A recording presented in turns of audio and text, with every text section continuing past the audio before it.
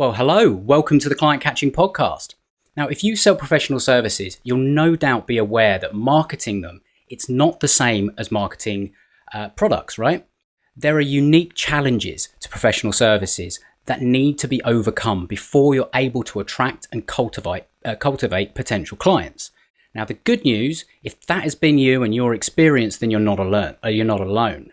Because other firms and entrepreneurs like you find themselves in a similar situation, which gives us some useful pointers of how best to steer a successful path when it comes to marketing in the professional services industry. And funny enough, one of those success paths comes from my guest today. Now, he's been a professional service firm owner for over 20 years. His professional services work, it spanned consulting engagements with Fortune 50 and startup companies that you've definitely heard of. Including the sale of his first professional services company and the growth of delivery, sales, marketing, and operational practices inside professional service firms. Now, today, he's the co-founder and CEO of Cascade Insights and brings an absolute wealth of knowledge when it comes to surviving and thriving as a service firm owner or the leader of a practice area inside of a larger firm. So you're going to get an awful lot out today. I hope you're going to take some great notes because I'm absolutely delighted to welcome my guest today on the Client Catching Podcast, Sean Campbell. Sean, welcome to the show. Hey, thanks for having me on. It's an absolute pleasure. And I hope we're going to get through the rest of the episode today without me tripping over my words. I even got I stumbled over the name to my own podcast. So it's kind of, I'm hoping it's not going to be one of those interviews. So you know how it is. Yeah, it is. You're in the States, aren't you? And I'm over here in the UK, so it's end of the day for me, and my brain gets a little bit tired towards the end, So there we go. So, as I've alluded to there in the introduction, professional services, that's been sort of where you've plied your trade. It's where you have a lot of expertise, both from running your own business or a number of businesses and helping other businesses in the professional service arena. But I mean, how did you get started in this place? Yeah, well, for me, it really was kind of, I think, a natural thing, although it's really funny. Like most things in life, right? When you get to 50 and you look back, you're like, well, I didn't think my bachelor's degree in radio and television production would lead me to actually owning a professional services firm that worked with Microsoft, right? I mean, that's not what I thought. But what happened, I think, is that professional services firm ownership, especially the kind of firm we have, where we do a lot of research, we do a lot of strategy work, we work with an industry tech that changes all the time, like all the time. Is that it's a great place to learn. And I have been motivated my whole life by basically learning things and then teaching other people about them. And specifically kind of learning things that even I disagree with, which is honestly something that I think everybody needs to do more in 2020 and 2021 is like, go read something you disagree with, and actually like try to take it in, And so I get to do a lot of that in what we do. And so where I ended up doing professional services was I was getting a master's degree. I was set to be a college professor. That's where I was going. I had a PhD plan for communications. I was teaching public speaking. A girl entered my life. I decided that I didn't necessarily want to be a starving professor, although she jokes all the time. She says she would have followed me to Waterloo, Iowa, which is where the PhD program was going to be. So she was fine being poor, but I felt a sense of responsibility. And so I ended up going off and teaching computer apps, networking, that kind of stuff, because I kind of built some of my own PCs and had a lot of experience on the side. So anyway, long story short, I ended up becoming an independent trainer. And that was when I stepped out and had my first business. And that business, we were really fortunate that in the organization I was working in at the time, we were doing work for Microsoft. So when I left, they gave us the ability to continue to work with Microsoft. Even as independent contractors, they didn't block us from that. And so me and my other two firm co-owners, we basically, in the year 2000, were selling to Microsoft as our first client. Now, looking back, I think, okay, that was a bigger hill than I kind of expected. 'Cause back then, Microsoft was cool. I mean, this is hard to believe that Microsoft was ever cool, but like back in 2000, they were actually cool. 97% of the world's computing ran on Microsoft. I mean, people think Apple's dominant, Android's dominant, Google's dominant. Google doesn't even have that level of search ownership in search. I mean, it's the reason the DOJ showed up. I mean, they were so dominant. And so we got this very early exposure to not only kind of how a world, wrapping company deals with marketing and sales and technology. We were trying to sell into this thing, right? And I'm thinking, I partly the reason I thought I could pull it off was my dad was in sales his whole life, very different kind of sales, small group health insurance. I mean, as far away from, it was very like Glenn Glary, Glenn Ross, always be closing, kind of model, right? I mean, 100% commission, that kind of thing. Very different than what I ended up doing. But so that company then grew. We sold it about 4, 5, 6 years later. It got up to about 20, 25 employees. And then we started Cascade in 2006, and Cascade's now at about 20 or so employees. And to the current employees who are listening, we don't have plans to sell. So that's not a tripwire. It's not like, oh, Sean's at the magic number again. It's all going to disappear. And there's one of the other things in the journey was just that, and we could talk more or less about this, but in the first company, we were very tidally locked. If anybody's a science geek, that's when like the moon is locked with one side facing it perpetually to the planet, right?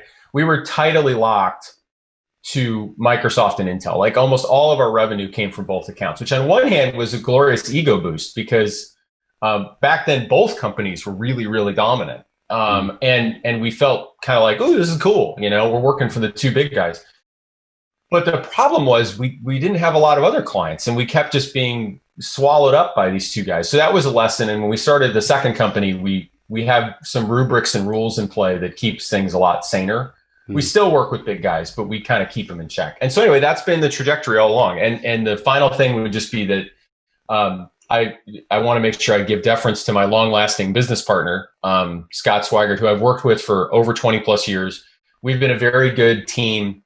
I tend to take on sales, marketing, kind of new initiatives. I'm kind of the creator of sorts, and then I'll take on kind of the more abstract things in the business like sales and marketing, although finance also rolls up to me. So that's kind of an odd duck. And he will always take on usually kind of running the execution team, whoever's actually providing the services. And that's kind of a duality we've had all along. So anyway, that's basically the story. Well, I mean, there's a number of things that I can pull out of that story and that journey, and I guess the first one, it's kind of, well, there's two parts that relate to this first one, and it's the behind every good man there's a great woman.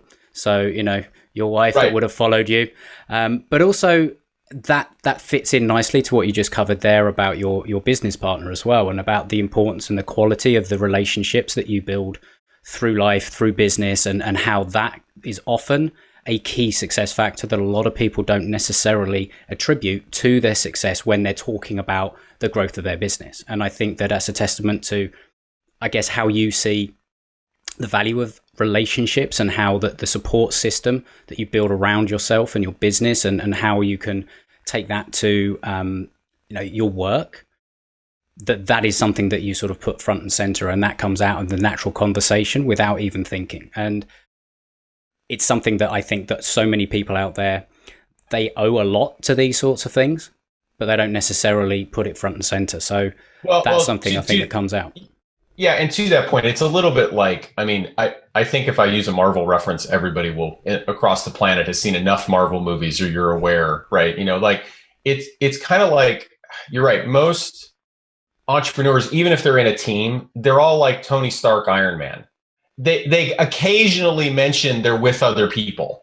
It's almost a source of pride to be like, well, I know if I wasn't here, I mean, I guess nothing would have got done anyway. When really at the end of the day, you need to be more like Cap. You need to be a little more like, yeah, I get it. I realize what I bring to the table, but that's not really the first thing I tell everybody all the time. And yeah, there's a lot to that. I think it's also one of the reasons that sometimes, this is not a little off topic, but I think it's one of the reasons professional service firm ownership sometimes breeds tyrants, because by providing the services personally in the earliest stages of the firm, and you getting the ego gratification of people saying, you, the individual, you, Tony Stark, are smart. um, it creates a little toxicity that you have to watch for, because at the end of the day, if you want to grow your firm, you have to give some of that away to other people. You have to let other people shine. And honestly, I think that's one of the very early reasons firms don't grow or kind of collapse, because the Tony Stark doesn't want to give anything away. And then, very much like the Marvel movies, I didn't intend to make the analogy this tight, but like Tony's kind of a train wreck, and he needs Pepper, and he needs Cap, and he needs Hulk, and he needs all these other guys to keep him in check. It doesn't mean he's not super. He is, because I think everybody would agree in the movies, Iron Man's probably the coolest, strongest guy out of the bunch. But yet, at the same time, he doesn't exist without everybody else, right? And in the end, well, I shouldn't spoil all the movies for everybody, so I won't actually say that. Someone hasn't actually seen the end of the movies, I won't say what actually happens to Tony. But even that is an interesting testimony to what Tony really has to do in the end to make that team work. Well, before we sort of move on, I mean, you're not the first person to bring up the Avengers on the podcast, and the last person that did it did give away the end, and I hadn't seen it. So, I'm glad that, just in case there is someone that hasn't listened to that episode, that, they're not going to find out what happens at the end. I think that there's so much, that whole, the superhero syndrome that a lot of people that start these businesses is, it's around a skill set that you have. And even if you're starting on your own and then you've got to go and find help, and it organically grows in that way. It can be difficult if you've been the one that sort of, it's your thing, it's your baby. And it's a lot of the time it's your intellectual property, or it's, your network, your relationships that you've built up. And there's so much in there. And, I've worked back when I was working for the man, people that could literally be described as that tyrant. I think if you looked up the word psychopath, you'd have seen, their picture. And, I've got other people that have got similar stories. My wife has worked for some, people exactly like this that are so like tyrannical, and it's a hindrance to growth. Well, right. Those companies stuck. At that size. One quick thing. Yeah. And I would say too, we're not going to talk about products.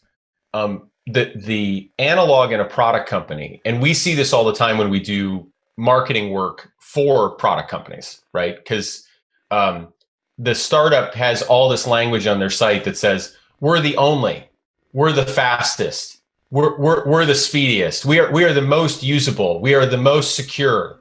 And really what you have there is like this, it can't be true, because if you were the only, there's not a market for you. Right. I mean, most that get a little geeky about markets, usually to grow a market, there's multiple choices. Right. That's why we don't just have one car manufacturer. I mean, I guess they did in the Eastern Bloc for a number of years, but look how that turned out for them. Right. So, nobody likes driving a Yugo back then or now. But like, at the end of the day, I think that's where you see it in a product company, is they start to believe that they are really the only of whatever it is. And it's destructive, because you're not, and it blinds you to what you really actually are at the end of the day. And that doesn't mean you're not providing value. It's just you're not the only. And I think that the way that translates a lot of the time to professional service firms as well is that you position yourself as the skill that you provide. We are the best accountant, we're the best lawyers, we're the best X, Y, and Z. And it's like, well, actually, your customers, your clients, they actually cannot differentiate you between any others. Like, you've got all of these qualifications, and you've put in so many years of effort and graft to know what you know. The problem is, Joe Bloggs on the street doesn't understand the difference.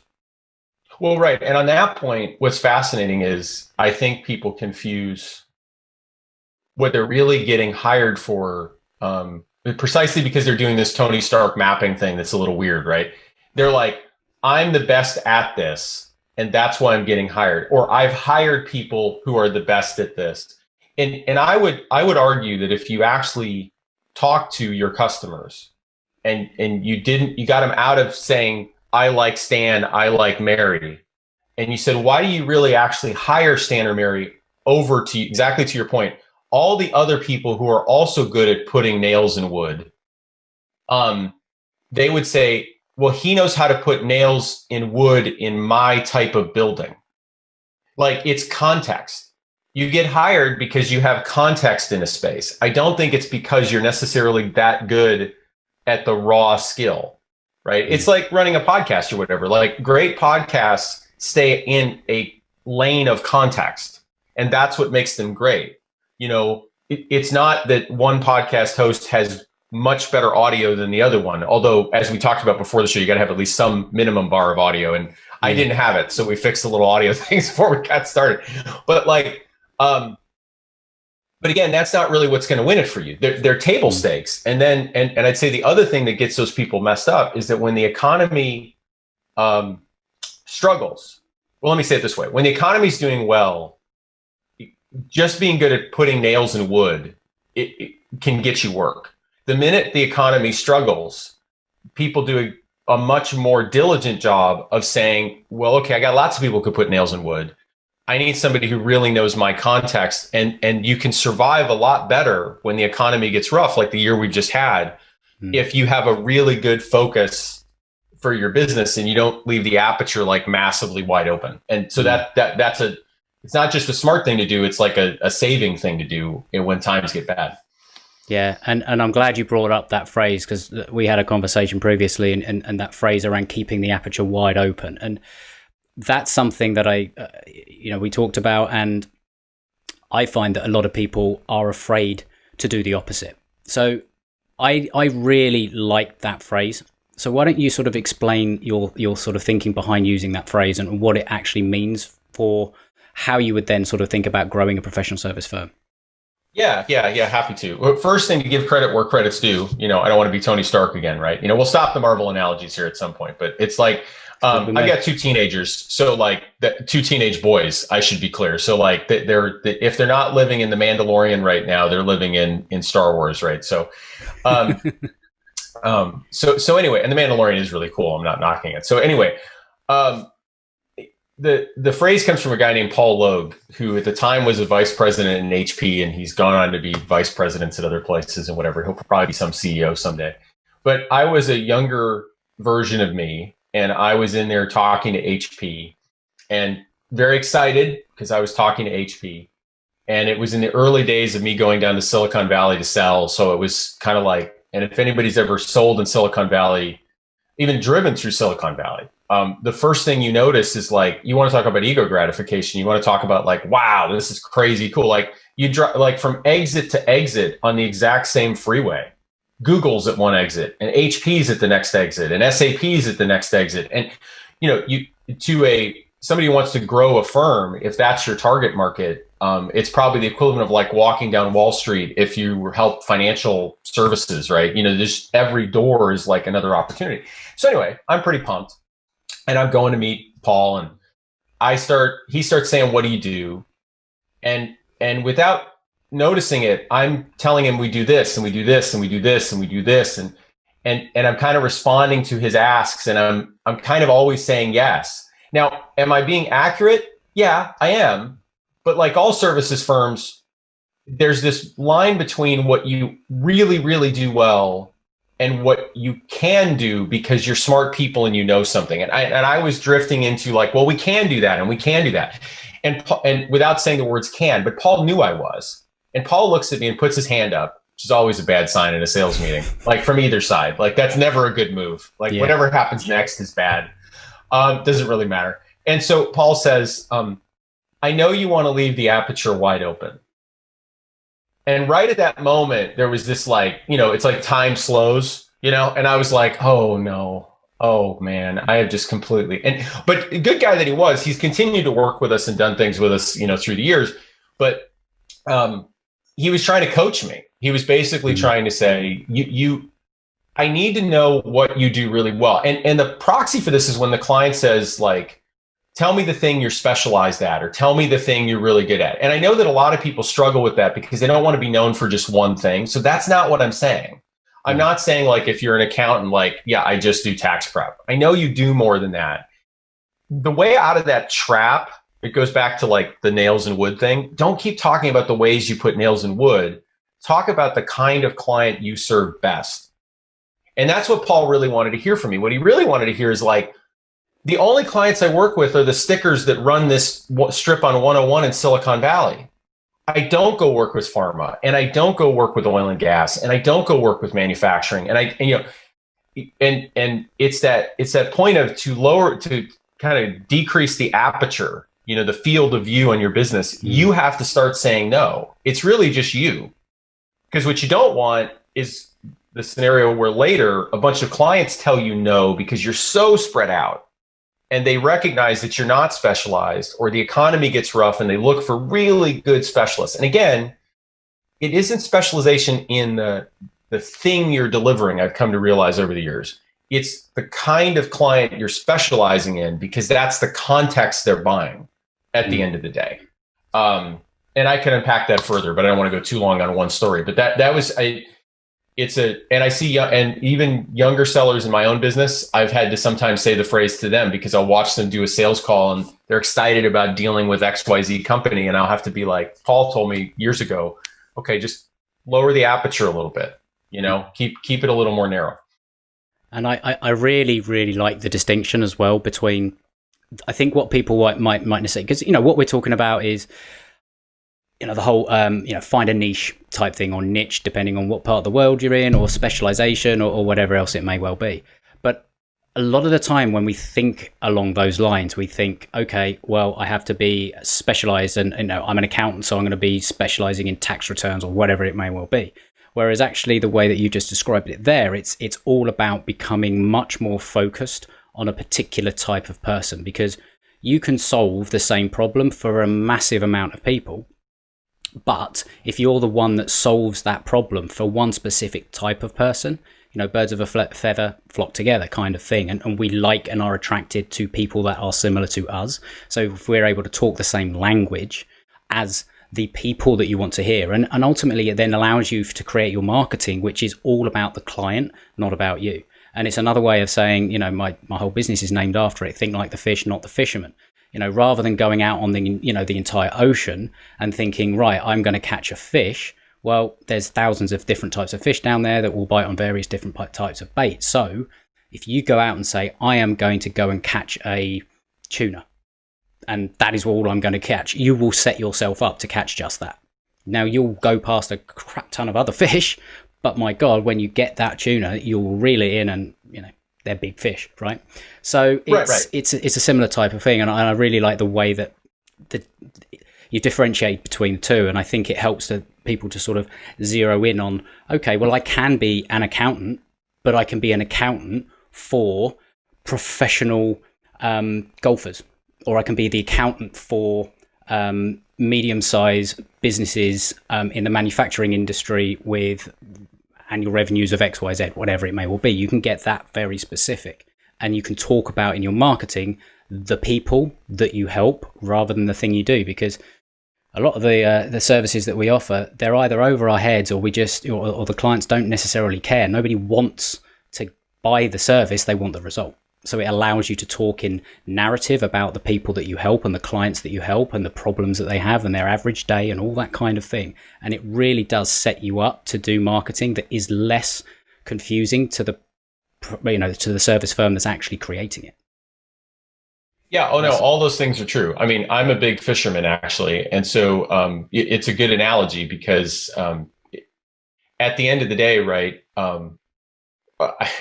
there's so many things to say on that one really quick. I mean, we don't have to talk about fishing for a long time, but people go fishing with me. The boat's moving around for a long time before I put a line in, especially if it's a place I haven't fished, because I'm like, if there's no fish under the boat via the depth finder, I'm not staying here. Like, I'm using signals and telemetry to get in the right spot. I guess that's a good salesperson too.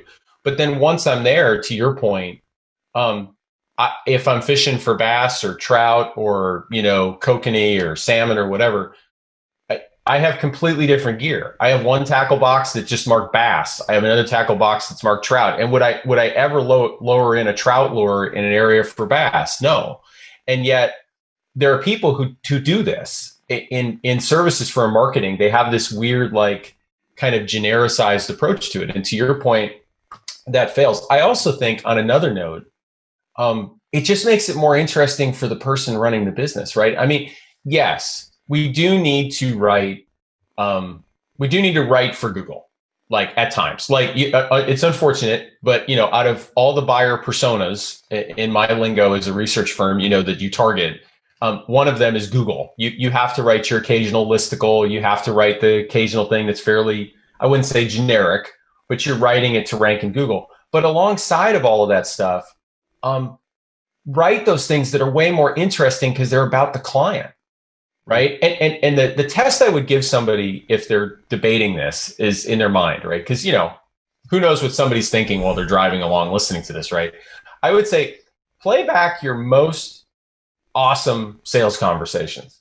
Like really play them back in your head and ask yourself, when did it get awesome? And I don't think it got awesome when you were talking to them about your 5-step accounting plan. And I don't think it got awesome when you were talking about your, little mousetrap doohickey that you do, or your free offer, or whatever it was. They might have taken that from you, but that's not the same as excitement. Where they got excited is usually the moment where they were like, oh, so you've worked with people like us and you really get us. And like, oh, you've got a great story. And like, oh, that makes sense. And, and then what it leads to is, for those that think of this as more of a mathematical problem, which is part of it too, is it leads to lower customer churn because it costs more to lose a customer, that whole kind of thing, right? Because they stick with you. Mm. It lowers cost of acquisition because you tend to box other people out. If they're looking at 10 people and you're specialized in, services for accountants or barbers or, whatever it is, you're going to box people out there. And also it creates a very virtuous referral cycle too, because the referrals are a funny thing I've found over the years. Like what people forget is that the person you're asking is giving up some equity in this like faith-based initiative that you won't, for lack of a better phrase, screw over whoever they're giving it to, right? Mm. And so it to get them over that little hill, you have to have something really of value that they feel is safe to recommend. And so this context setting thing really, really helps with that. And the final thing I'd say about it is there's a phrase I've been saying for a couple of years now. I feel like at some point I should have trademarked the stupid thing, but I started saying we're in the age of narrow. And I don't mean narrow thinking, although there's probably plenty of that going on too, right? But I mean, what I mean is that I mean this more in a positive way. People want narrow experiences, meaning, if you're into like skiing in the world we live in, you can just surround yourself in a bubble of skiing. Like you can just be like completely, your YouTube channels can all be about skiing. The movies you watch can all be about skiing. Your activities can all be about skiing. You can buy skiing video games. You know what I mean? We've never really lived in that kind of world, right? And it's not just our Netflix queue is personalized. We kind of almost expect this now, right? We expect, and every time we go to an experience that's not like it, it's the first thing we remark upon, right? You know what I mean? We go to a retail outlet and it's not personalized. It's like, that seems kind of weird. I kind of like personalization, right? And, it's a little Orwellian, when Amazon's recommending stuff to us and, connecting 2 dots with its AI algorithm. And we're like, I didn't know I was sick. Thanks for telling me, Amazon. I had no idea that was really going on. Or what was that story? I didn't know I was pregnant. There's another one there. Right. Target, wasn't it? Yeah. Right. Yeah, it was Target. Right. And so like, but everybody likes to feel special. And so where this ties in is that if all of that is happening and you're leaving the aperture wide open and you're the age of wide, which for the record, I've never said that phrase, but like the age of wide, that's the first, but if you were the age of wide, that doesn't even sound good. It's probably why I never said it. Right. I mean, who wants the age of wide? They all want the age of narrow. So you're also tying into like this social cultural trend that we're not going to get away from. So anybody who avoids this, I think, is just facing doom at some point. And I think they just need to get on the bandwagon. Yeah, absolutely. And I think that's sort of like, it points to a lot of the challenges that I guess professional service companies, they face, which is it comes from that foundational place. And then I often find that once I help people see that it's usually 80 to 90% of the time when it comes to marketing, it's a foundational issue before you even start looking at tactics and the things that you're going to do to actually do the marketing. It's this foundational piece. It's knowing your client, your avatar, is, we like to say in the marketing world, and it's really getting to know them and deeply understand them so you can think like them, so you can use the language. And I know that's what you guys do a lot of. It's the market research. It's really actually, here's a novel idea, going out and talking to your customers, talking to your market, right? I mean, you said it there. We are in this sort of world, and it can be a bit of a bubble. And sometimes it just seems strange when you actually suggest, well, why don't you go and talk to some of your clients and see what they say?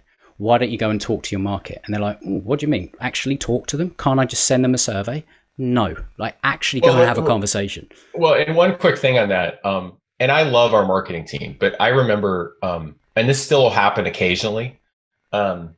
There's a line and they are great writers. The person who leads our marketing team is an ex-journalist, and her nickname is Half as Long, from the scene in the movie A River Runs Through It, which, if people haven't seen, there's this Scottish father who's all about thrift, and he's teaching his son to write, and he keeps saying, his son keeps giving him stuff that he's written, and the dad says half as long, and that he has to go back to his room and write it half as long, and then eventually he says, good enough, now throw it away. And the other thing that reminds me of all the time is Mark Twain once said, I would have written you a shorter letter, but it would have taken more time.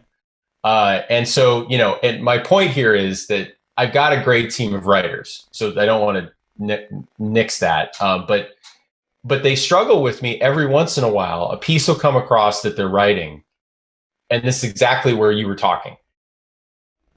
It's filled with acronyms or examples or cases that really only make sense to the buyer. Like, it's that slight bit of geek out on the buyer's space that a normal person would go, it almost would repel them if they're not in the space, right? Mm-hmm. It's kind of like if you've got a friend who's really into a hobby, right? Like you mentioned fishing. I don't know how much fishing's a big hobby for yours or a small one.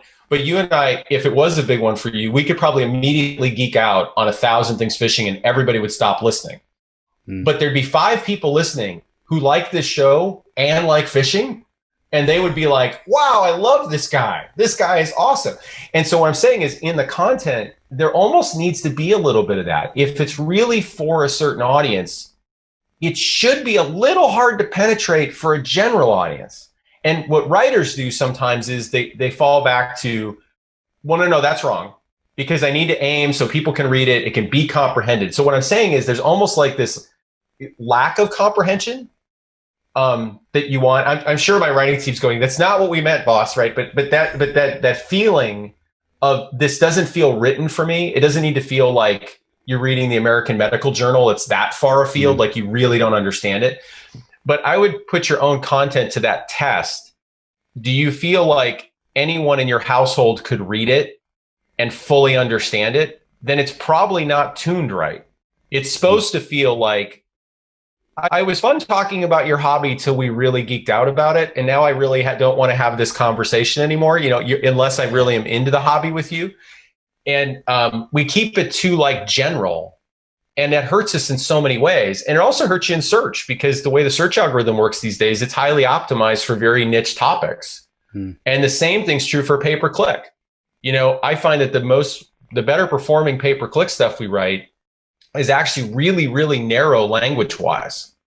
And that's a whole nother topic we could talk about. But there's kind of a thought process, again, to sum it up, that goes, I keep my content as broad as it can so I can get the clicks. And I would say, it's supposed to repel a certain amount of people as much as it attracts. And then you're probably being more successful in the end. And I think that's a key thing that a lot of people, I guess, they get a bit scared by when I'll say things like that exact same thing. Like, your marketing is actually there to repel the majority of people and only appeal to the ones that you actually want to serve. But you don't know how to create that when you haven't defined who it is that you want to appeal to. So, it's exactly like that, because, if you're going general, then you will attract a lot of stuff, and you get that ego boost, and there's the obsession with metrics and numbers and all the rest of it. Most of people in professional services, they don't need thousands and thousands of clients. They need a decent handful that are regularly coming through the door, and obviously depending on the size of the firm. But the problem is, they are often judging the performance of their marketing or their success or anything like that on metrics that are being shown by other marketers or people that are sort of doing it by, you need all of these. You need views, likes, clicks, etc., etc. It's like, no, I don't. I need clients. That is the thing that's most important. And that's a great point, because I think this is more of a broader point about marketing, I think, but it's, and our marketing team does a really good job of this, I think. Marketing is now kind of full of vanity metrics. It's completely full of vanity metrics. I almost think with the amount of telemetry your average marketing team has today, they could justify any losing thing they're doing. Almost without fail. Any idea, they could find a metric that would say, no, it's brand equity. Look at these views, right? And the way at least I run things, and I would recommend anybody does this as a services firm, is yes, you can have those other metrics, but the right way to run a marketing team is pretty simple. How many leads did you generate? That's it. I mean, now they can put other legs underneath that table, and say, okay, well, this is how I'm supporting that goal. This metric helps with this, and search helps with this. But what you should never let yourself fall into the trap as a service firm owner is have a meeting that runs like this. Your team says, well, let's do this with, I think I could tell folks how we use Instagram, because we use it in a very narrow way. So I'm not knocking what we do with Instagram, but let's say somebody has this massive plan to blow up Instagram on behalf of you, and they've got all this budget they want to put on it. You need to be the person in the room that says, fine, in 2 months, how many leads is it going to generate? And when the marketing team says, well, we don't really know, I mean, we've got you, this is what you have to say. I'll authorize it when you can tell me how many leads it will generate.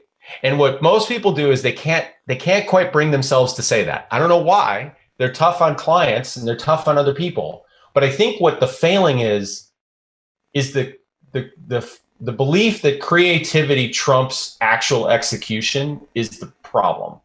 You need to be creative. You need to say unique things, but there's this thing well, let's give it a try. Let's give it a try. And I'm all for experimentation, but if you understand where I'm going, there's this kind of tendency with marketing initiatives, even with senior leadership, to let the team go do what's creative, but not what's actually meaningful.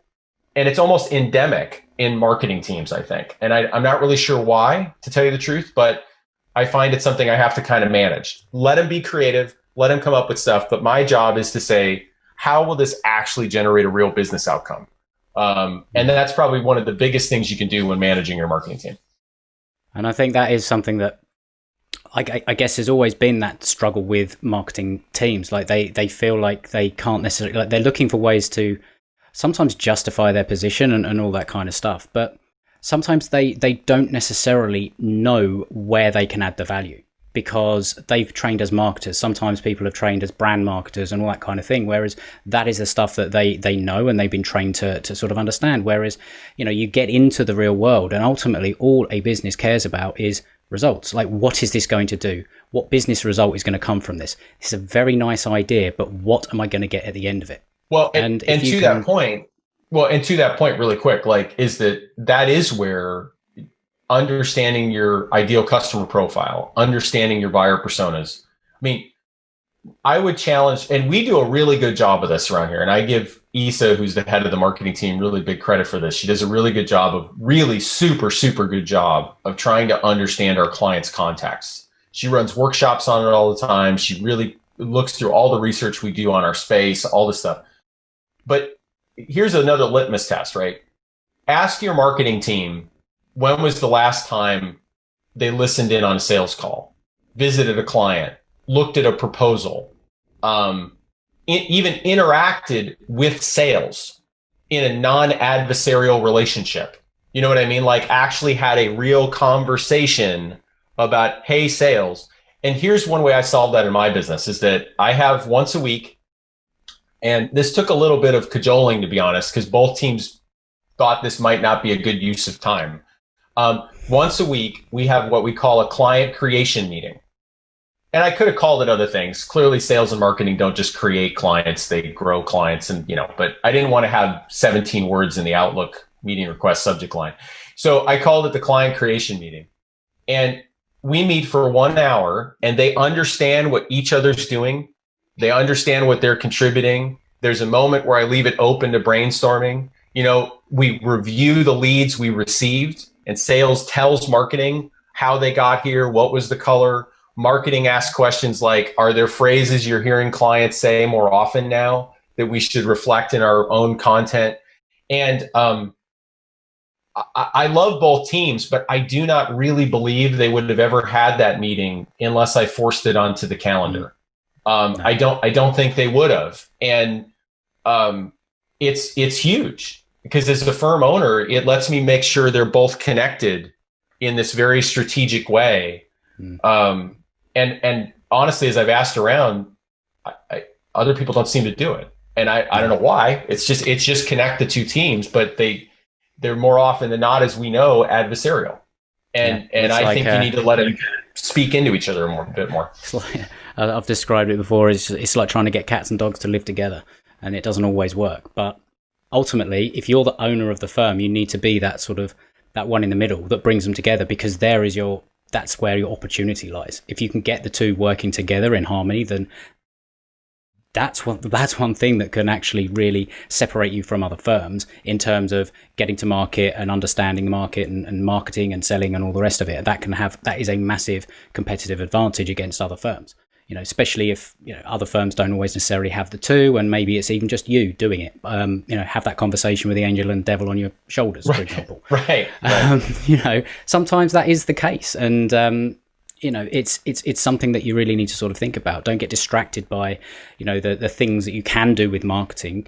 Focus on the things that are going to move the needle. And I've been massively guilty of all of that. I've gone down rabbit holes. I've done so many things. It's like, oh well, that was fun because I like marketing, but did it move a needle? Not necessarily.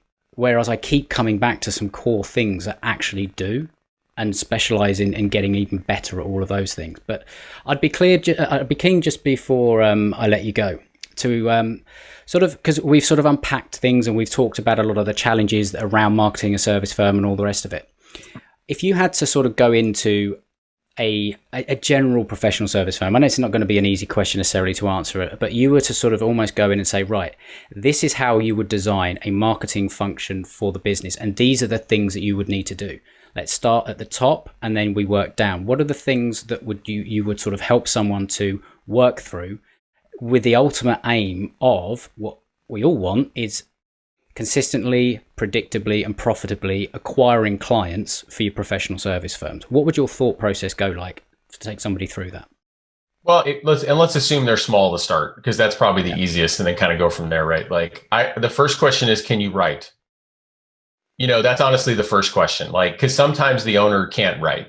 The second question is, does the owner have anything to say that's unique? Because sometimes they don't. Back to the nails and wood analogy, right? So you got to coach them through okay, well, what's your unique thing that you want to talk about, that kind of thing. The third thing is maybe one that people might not think is as traditional.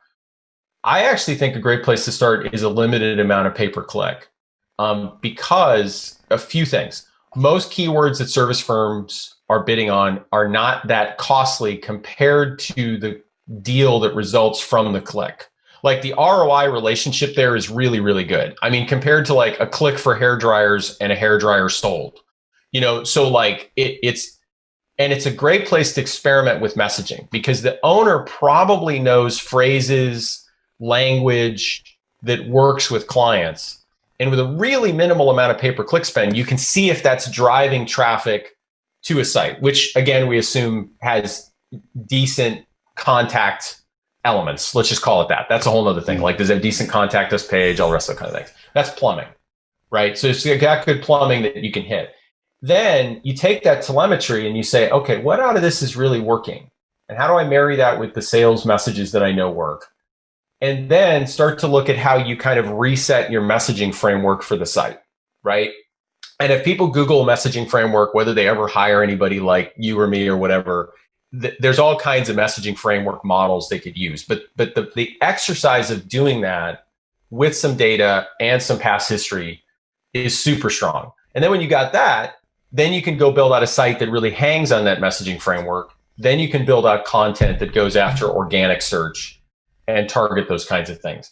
But it's all against the backdrop of initially trying to figure out who you're going to serve, right? And really focus in on that. And one thing I want to make sure to touch is a little off topic of what you asked, but world domination. And they're like, fine, picking a market's good for you. I want to own the world, right? I'd be like, you can still do that. You just have practice areas. You have like a practice area that focuses on a vertical. But the trick is don't cheat. Don't cheat. When you sell to that market, you have to have a dedicated team that serves that market. You can't do this like, well, I put all this crud up on the website that we serve all these industries, but really Bob does all the work and he works with every industry. That's cheating. That doesn't really work. So you can still grow while remaining narrow in these pockets, right? You know, and maybe acquiring companies is another way to do that. You know, it depends. So anyway, that's places I wouldn't go at the start. Here's some things that I think surface owners will tend to go to right away. I wouldn't go to conferences, and forget COVID. I realized conferences were kind of a loser a long time ago because the problem is you're at war with what the conference owner wants. The conference owner wants the widest possible net of people to come to the conference. So when you stand up there, if magically you could know where every single person's LinkedIn profile exists, and if you were honest with yourself in front of those 300 people, and I've given talks, largest talk I ever gave, I think was like plus 1,000, like in a live room. I remember what it felt like. I mean, it's cool. It's really cool to pop up there and, you know, you're doing good and everything. But the thing I learned over the years was like, and I say this because service firm owners tend to do a lot of public speaking and conferences and events and that kind of stuff, is if you could know where every one of those people actually live, industry, vertical, need, like magically in a moment, and you were honest with yourself of who you best serve, I guarantee that out of that 1,000-person room, there might be like 5% of the people. And what these firm owners do is these people come up at the end of the conference and they kind of stroke their ego and they're like, that's a great talk. You did awesome. That's great. Here's my card, right? But ask yourself really, like, was all that work worth it to do 5% when instead you could build this engine that's really hyper targeted, that just over the years and over the decades gets better and better at just serving that one market.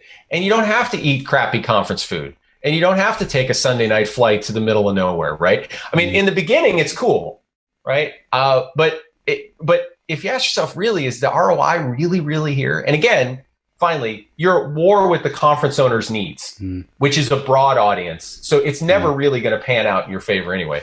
And the final thing is social. I guess just before we move on, like one thing that sort of comes to mind is, I guess the only antidote to that one would be if you could find a conference that was run, say, by an association that only had your very specific type of client, Right. Although what I would say on that is, what I would say on that though is they'll tend to be smaller than the ones that give you ego gratification. So you have to recognize, and that's where the owner is at war with themselves. Right. Like, I like going to Singapore and being asked to speak internationally. And I like doing all this stuff and it's rewarding. But to your point, if I could find 30 people in Kansas City that were exactly the right, and that's who I should be talking to, that's better. Right. So you have to be hyper targeted. So ask yourself the question, would you rather do a talk in front of 10 of your absolute perfect ideal clients and, 80% of them become a client within 30 days of giving a talk? Or would you rather give a talk in front of 1,000 people and not a single one of them actually do any business with you? Well, right. And podcasts are a perfect example of that. Podcasts are a vehicle where you can be as narrow as you want to be. You know what I mean? As long as... and I'm not going to ask you for stats for your show, right? That's always a private thing. But I'm sure it's doing really well from everything I could see. But my point is, even in that, it's the same thing, right? Do I broaden my show to get more clicks on Libsyn or wherever you have it hosted, right? Or am I okay with whatever those stats are because I know what ROI I'm getting? And the final thing on the subject of what to do or not do is I would say social falls into the same category, especially for B2B. And I know somebody listening is going to really argue with me in their own mind right now, but I would say honestly, social for B2B, it doesn't really convert. It really, really doesn't. And it really doesn't for services firms. I mean, I know it's probably the worst connection of vanity metrics, immediate ego gratification, and no ROI that I could think of for B2B. Like it's people engage with you, yes, but here's the question we asked our own buyers at one point, and it was fascinating because none of them did. We did a survey of our own buyers, and we said, how many of you look for a services firm through social? Zero. Because it's just not how they validate that kind of purchase. They engage with it, yes. They might even engage with you. They might retweet your stuff. But if you really look and see, is that on the path to purchase? And if folks are listening and they look at our social and they're like, well, you guys haven't invested that much. We have in the past. We have had times where we have. And the Google Analytics data never lies. Nobody comes through social as a lead. And I think if you really were honest with yourself, most services firms, that's not a place to invest. And I think the danger is there's a temptation because it's always talked up. There's a temptation because in some ways it's easy, right? I mean, I'm not making a political statement. I'm really not. But as proven by our departing president in the United States, it is very easy to generate a tweet at 3 a.m. It's not a political statement. I'm just saying it's obviously been very easy to send tweets. So I don't think it's a tempting medium because it feels very easy to be doing something. But you have to ask yourself, a bit like the conference thing, am I actually getting any result? And there are tools that can tell you this. And I don't think people spend the right time there. It's why the first thing they do is hire a social media manager in some small company. And I'm like, do you even need social? Is it even on the buyer's journey for you at all that these buyers are going to go through your social accounts? And when it comes to certainly the social media side of things, I mean, I think with a slight exception of something like LinkedIn, which I don't think it's not the social platform of that we're talking about here. LinkedIn is a great place to connect, start relationships, then take it off. Like, it's a great place for that. But everything else, you're tinkering. And funny enough, a great tweet that I saw from somebody was, have you asked yourself recently what's your ROT?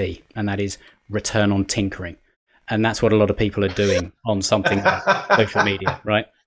And that's what they're doing. And they feel like they're actually being busy, but are they being productive? Are they being efficient? And yours truly is a massive, I've been down that road. And it's easy to think that you're doing the right thing, but actually you're not. Like, it's not actually. Well, and I would agree with you on LinkedIn. LinkedIn, we will look back and think, LinkedIn's something amazing. And I know if you're in corporate America, when I say this, you're going to think, no, that was horrible. But for those of us who sell to you, this was a great thing. It made a globe spanning CRM that was public. Yes, we don't have emails. Yes, we don't have everybody's phone number, or we do in some cases. But the amount of intelligence in LinkedIn is almost infinite. And I understand there are profiles that aren't updated and whatever. I'm talking about in the data scientist sense, in aggregate, the thing that created for the business world is massive. So if you can penetrate the noise in LinkedIn and actually create something that's meaningful, I 100% agree there. But that's exactly what you're talking about. You're doing it for a very discrete need to then get out of LinkedIn and go do it. But the normal Twitter, Facebook, et cetera kind of thing, I think if you actually compared that ROI to other things for most businesses, it's not that high. 100%. And there's so many things that we can do, but there's also only a small number of things we should do. And I think that it takes someone actually having to sort of take some of the punches, I think, along the way of experiencing the things that fail to actually then, and again, I am a massive example of it. It's like tried so many different marketing because I get seduced by it and I find it interesting and I want to learn a tactic over here and blah blah blah blah. But actually, over the years, I've come back to the same core principles that just don't change, and really sharpening your sword in those sorts of things. And I think that sometimes, yes, we do need to go through that pain of trying things and then them not working and then not getting that return and getting frustrated and all the rest of it. But really the question you should really be asking is, what are the sort of, maybe even I wouldn't ever sort of put all my eggs in one basket, but what are my sort of 2, 3, maybe 4 things that I focus on from a marketing and then a selling perspective to bring and attract clients to me. And I go all in on that rather than sort of a lot of, thin tactics that are sort of dotted all over the place and half built bridges all over the place and all the rest of it. And, really asking yourself the question, first of all, what do I enjoy doing from a marketing perspective? Or if I'm the owner of the firm, as you've said earlier, have I got something interesting to say or something different to say? And am I going to go all in on sort of building the firm's authority around my personal brand, or am I going to do it sort of, something different? And how am I going to do that? Am I going to have one of my core things is, as the owner, I am going to go on very specific and targeted podcasts over the year. I'm going to go on one every month or one every couple of weeks, and I'm going to get it, in front of a new audience or something like that. Is that one of your, I'm not saying it should be the way, but is that one of your things? Am I going to have my sales team focusing on building relationships and connections on LinkedIn to take them off of LinkedIn? Is that something that is going to work?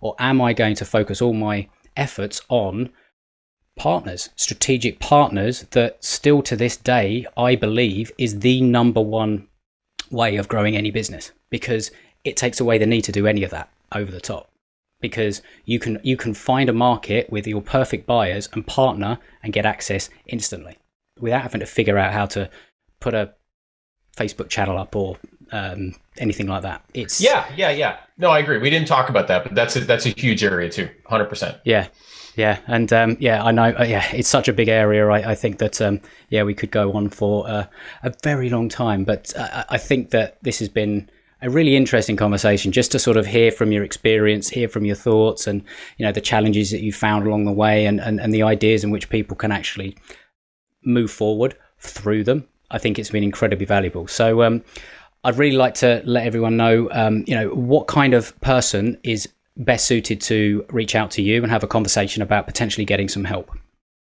Yeah, sure. No, I appreciate the opportunity. Yeah, if you're a B2B technology company, and by that we your feelings about Elon Musk personally, they're doing cool stuff. I mean, we mean like software and hardware, cloud services, that kind of thing. That's our ideal client.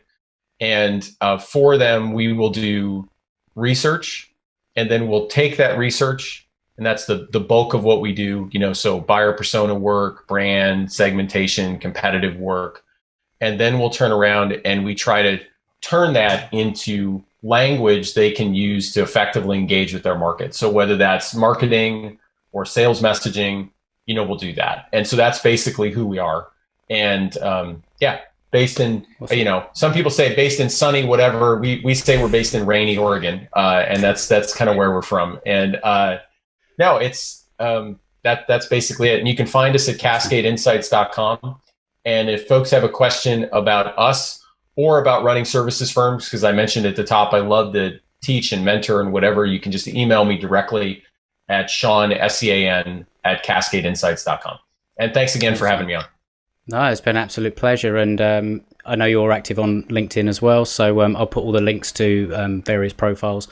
That it will be great to connect with Sean if you've liked what he's had to say. And I'd be surprised if you didn't, because there's so you can just hear there's a wealth of knowledge behind you there, and the value that you can sort of like bring and just see, and the perspectives and the different perspectives, and being able to connect the Avengers and Iron Man and all the rest of it to professional services. That's a talent, right? So I appreciate it. So Sean, thanks ever so much for joining me, sharing, and being such a great guest. So all that's left to say is happy fishing.